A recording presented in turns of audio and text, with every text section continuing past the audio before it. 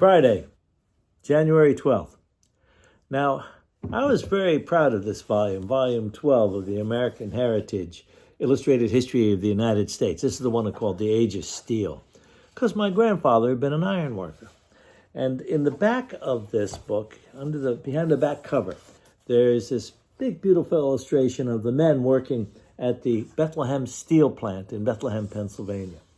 And it describes this as men working with pouring the molten steel into molds, see right there.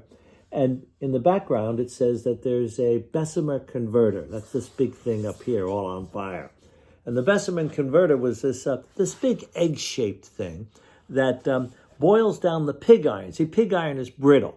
It's not really very flexible, and it can break. So it boils down the pig iron, getting rid of all of the impurities like silicon, manganese, carbon, through oxidation. They pump air into it as they're boiling it down, and then they scrape off the slag, those are the impurities, and then they can pour out the molten steel into molds. This is actually how they made the rails for the railroad tracks at the ironworks in Ramapo. And I was looking at this thing, and I was thinking how much this was like the stories my grandfather used to tell me when I was 4 years old. He said that there was this time when the converter split open and molten steel just poured right on out of the converter and splashed all across the shop floor, and men got burned. And one fellow jumped across and got burned and landed into my grandfather's arms and splashed a little bit of that liquid fire. That's how he described it. He said, it was like liquid fire. And it burned right through his clothing and burned his arm.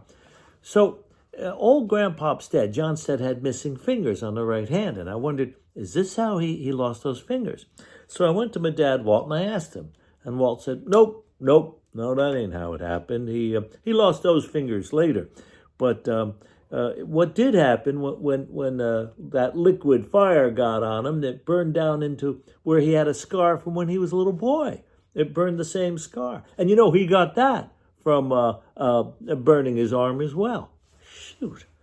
Gosh, it seemed to me like back then, being a workman or just being a kid meant you were risking your life all the time doing these things.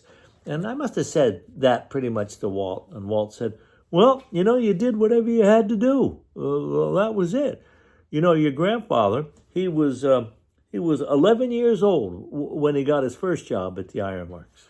Gosh, 11 years old. Yeah, and he knew a lot of boys that had terrible injuries that they carried with them their whole lives.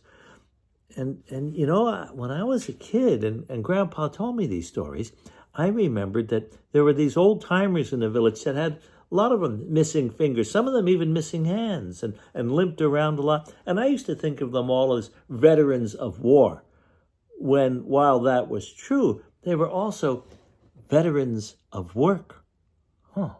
What a time, what a time. Well, we'll do another one tomorrow. See you then.